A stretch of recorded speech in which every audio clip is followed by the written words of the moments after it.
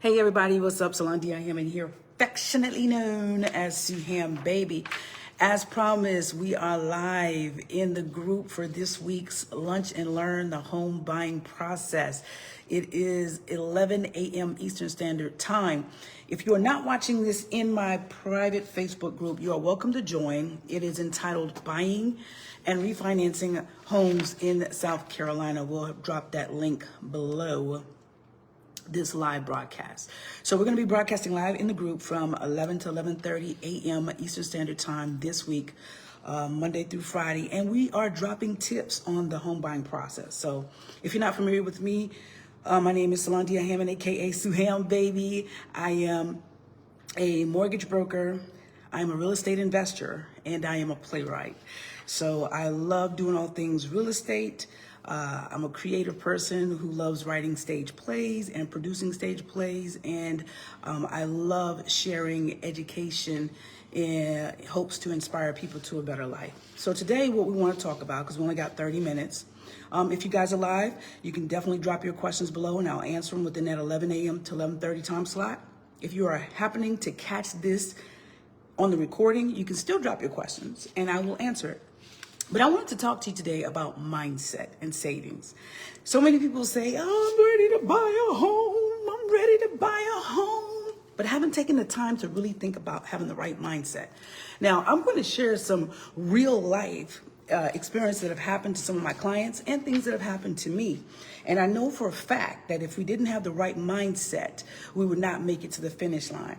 So a lot of times people are always talking strategies about how to get into a home, how to buy an investment home, but they never tell you the most important strategy is your mindset. Because when you have your mind fixated on obtaining home ownership, no problems can stop you. You will always find a way. I don't care if it's savings, I don't care if it's finding the right property, you will find a way to get it done. So I took some notes because there's some important things that I want to cover and I don't want to miss it. I didn't really want to freestyle this session because I think in the home buying process, the mindset and savings is probably the most important part. So I think one of the ways to get your mind ready to buy a home is to definitely educate yourself. And being a part of this live, being a part of my private Facebook group or part of my audience, period, you are doing that. I put together a free home buying process ebook as well as video. And you can get that, if you'll stay, I'll drop that link at the end of this video. You can get that for free. But you need to educate yourself about the home buying process because everything is going to seem scary. Everything is probably going to seem like a scam if you don't have the education to know what is supposed to happen during the process. It costs you nothing to educate yourself and be better informed about the home buying process. You need to learn about the types of mortgage options out there, which one is going to benefit you. I promise you, there are so many lenders, there's so many mortgage brokers, there's so many realtors who have no idea about the different type of mortgage options. I got to turn my fan on, y'all. I'm getting hot. I'm 50. You already know what that means. There are so many people that don't know about the different mortgage options, the different loan programs, right? Just because something didn't work somewhere for somebody else doesn't mean it won't work for you somewhere else, okay? So as a mortgage broker, I have access to over 160 different lenders. 9 times out of 10, I'm going to have a program that's going to fit you. You need to understand closing costs and additional expenses that come with buying a home. Everybody thinks that they can get into a home with no money. And most times, if you have somebody else fronting the money for you, you can. But if you don't have a rich uncle or a rich auntie, you're going to need some money. You're going to need money for an earnest money deposit. You're going to need money for inspections. You're going to need money for an appraisal. These things are it's just the way it is. So go ahead and set some money aside, get your mind right. Regardless if there's down payment assistance programs that may be available to you, go ahead and set some money aside because you just never know what could happen.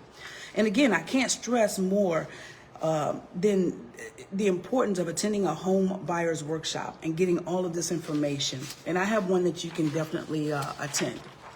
All right, clarify your goals, man. What is it that you want?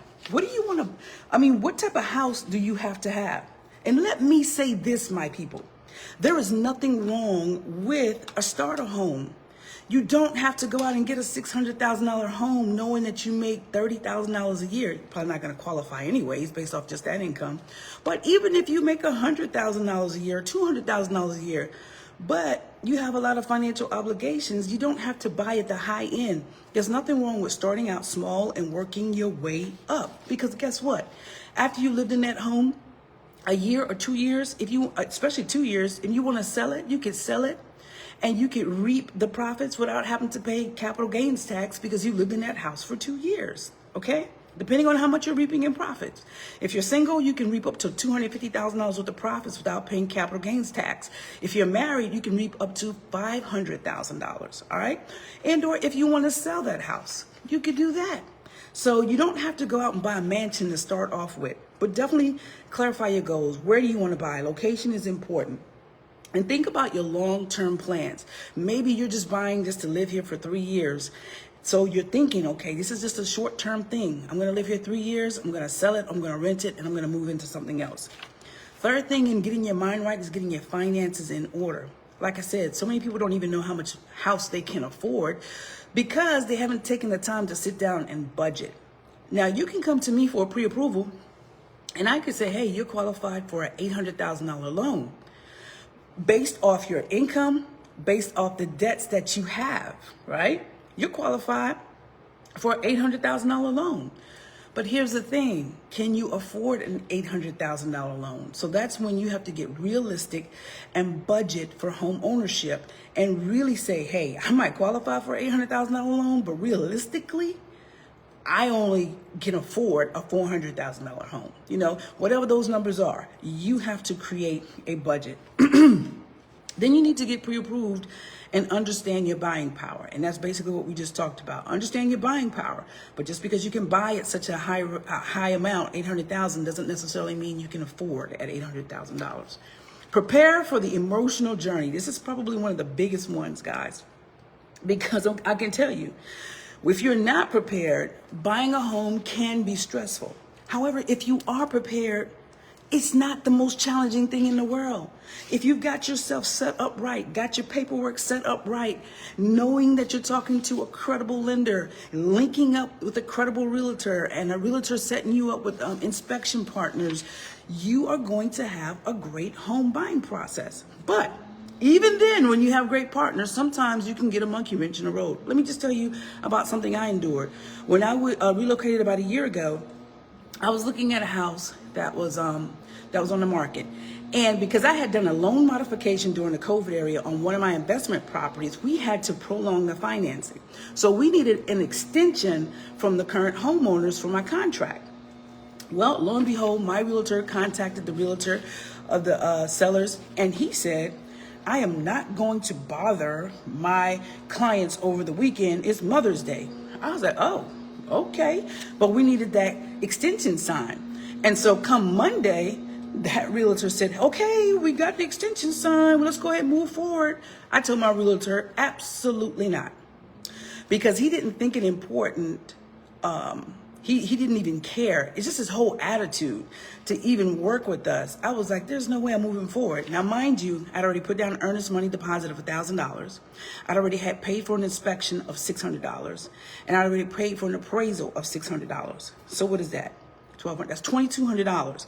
And I pulled the plug. I said, nope, I'm not going to go through with it. I didn't feel, and I'll be honest, I didn't really feel good about the house. Emotional, do not buy off an impulse or if you don't feel it's a good buy. I didn't feel 100% right with this house. I felt like I was pushing it because I needed to get into something quickly. And so when this realtor really, to me, in my opinion, showed us his butt, that was enough for me to say, okay, I'm pulling out because I was ignoring all the other red flags. But this particular red flag, I was like, because he's not about to make $16,000 off of me, and he giving us his butt to kiss. So don't be so emotionally involved in a project, a house, that you ignore all the red flags. So we canceled the contract, and I had to end up forfeiting that $1,000 earnest money because I withdrew for reasons that were not listed on the contract. So I had to pay the $1,000. I'd already paid $600 in inspection. I'd already paid $600 in appraisal. So boom, I was out of $2,200. Okay, this is why you got to be ready for the home buying process. A lot of people won't tell you this, but it's the truth. I have another client that actually went under contract a few times. But however, when it came to the home inspection revealed that the homes were garbage, pure teen garbage. They were not up to par. And so my clients had to pull out. But guess what? They had already paid $400 for a home inspection. Okay, so sometimes, you will lose some of your money during the home buying process. And I want to clarify, I think that everybody should have a home inspection done on a house, whether the house is pre-existing or whether it's newly built. Home inspections should be a requirement and should be a non-negotiable, because you just never know what could be going on in those homes. And you don't want to be in a home 3-4 years down the road and you're dealing with issues. All right. So be ready for potential disappointments. You might put a bid on a house and say, oh my God, I want that house. I love that house. This is where I want to build my family. This is where I want to live forever. And you got 4 or 5 other people putting a bid in on that house and you lose the bid. It's okay. Just go look for another house. Don't get emotional attached. And this last thing I want to say is, please be patient. Be patient. Sometimes we have to ask for things more than once. Be patient. Sometimes the appraiser don't move as quickly going out to the house. Be patient. Sometimes the home inspections don't return the inspection report as fast as you want. Be patient. Sometimes sellers are not willing to fix the repairs that need to be repaired. Be patient. Be patient. This is a huge financial project you're about to get into. So you need to be patient, do your due diligence, and make sure that you are good with signing your name on the dotted line for this financial investment. All right. So the last thing on getting your mind right is building your team. You need to make sure you have a reliable real estate agent. A reliable real estate agent, guys, I can't stress how important this is. They're connected to so many different people. A good agent will negotiate on your behalf, try to get seller closing costs paid so you don't have to come out your pocket as much.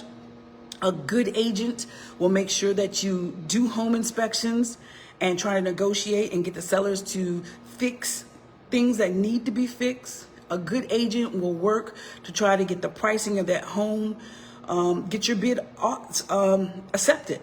That's what good agents are for. They will hold your hand along the process. So that is one of the key essential persons that you need to have on your team. And then the other person is me, your lender. You need a great lender that understands your loan, understands your financial objective, and understand what your goals are, and will get you to the finish line with less stress and as fast as possible. Because really, let's be honest, all we care about when we're buying homes, right? We, the homeowner, is just getting into a home. We want it to be less stressful. We want a decent interest rate.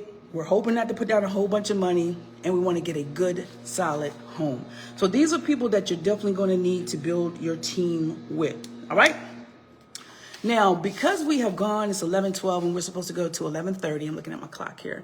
I'm going to stop on this process, the mindset part, and see if anybody has any questions with the mindset portion of this live. Any questions? And I want to thank y'all for coming on too. Any questions? If you're just coming on, you can always catch the replay and you can type your questions at the bottom, and I'll get back to you as soon as possible.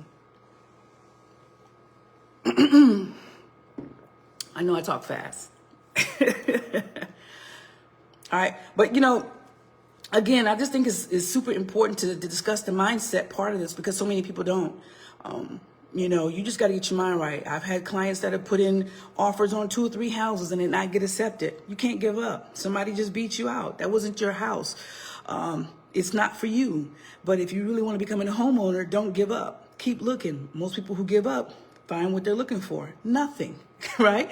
But if you keep going and you keep trusting the process, you keep educating yourself, you remain patient, and you do not take shortcuts, right? You do what you're supposed to do, and you have the right team members, you're going to get to the finish line, which is home ownership.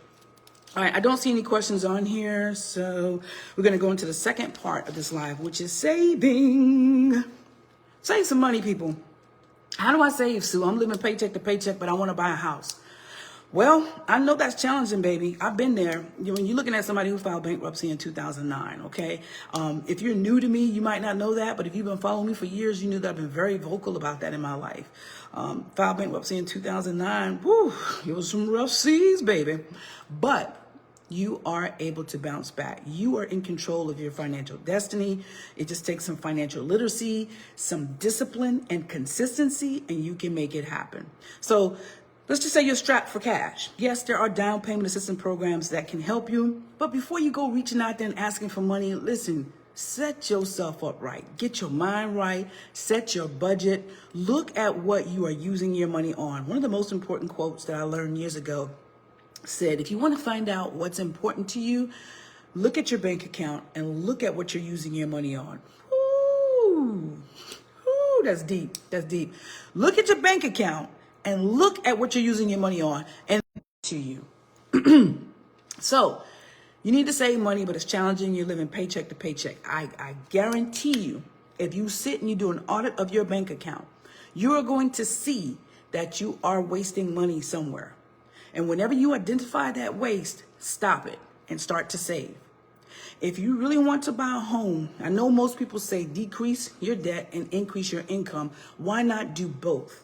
Why not do both so that you can save? Decrease your debts and increase your income. Be creative. Money is all around us. We do financial church in my household with our family, and we talk about financial subjects, financial literacy on Sundays for about 20 minutes. And one of the things that I shared with our kids was, there is no lack of income. There is no lack of money. Money is all around us. The problem is lack of creativity. As long as you can serve other people, there's always ways to get money ethically and morally. Think about that. Think about that. So if you become creative in ways to serve people, there's always ways to get money legally, ethically, and morally. Okay, whether you're going to take on a second job, whether you're going to create a side business, whether you're going to go rake somebody's yard, whether you're going to move in with family. Yes, come on, somebody. Eliminate your rent, move in with family, and bank that money. Whether you have 2 cars and you're saying, hey, I'm ready to downsize because owning my home is more important. That's another way to do it. So whether you're saying, hey, you know, all this partying, hanging out and throwing up some Jack Daniels and some Schlitz Malt Liquor Bull needs to be put on pause for a minute, because I need to take that extra money that I'm spending on those things and put it into savings or put it into paying off debt, then that's what you got to do. You got to decide what's important to you, because when you want something, you will find a way to make it happen. So set goals. What is your goal for saving? How much do you want to save? How are you going to save it? Why are you saving this money? Use visual reminders to keep yourself motivated to save this money. Automate your savings. Yeah, pay yourself first, people. Pay yourself first by automating your savings. And no matter what, do not touch it. No, I don't care if Johnny needs a new pair of shoes, right? Go to Walmart.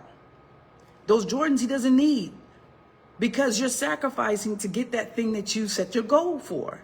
So automate your savings so it comes out of your check first and you're not touching it. I tell my kids that when they get their allowances, okay, automatically, you're just putting 10, 20% away and you're not going to touch it. All right. Track your spending. We already talked about that, right? You want to see what's important to you? Look at what you're using your money on. You don't even know, most of you don't even know, and I was that way too, don't even know how much you can save because you don't track your spending. You don't know what's coming in. You don't know what's going out. You just use it. Boom, boom, boom, boom, boom. How do you know if you can save if you're not tracking what's coming in and what's going out? All right. So again, reduce monthly bills, boost your income, track your savings, automate your savings, track your spending, set clear goals. Those are great ways, guys, to increase your savings, not just for home ownership, to buy a business, to start a business, to invest in charities, or whatever, to invest in stocks and bonds, to give to charities. That's what I should have said, to give to charities, to invest in your community. These are all great ways to increase your savings.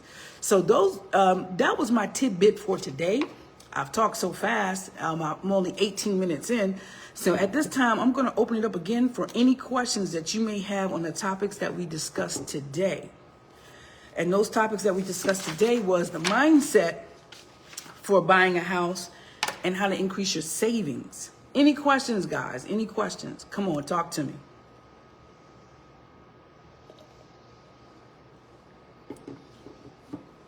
I want to thank y'all for being on here. Happy Monday.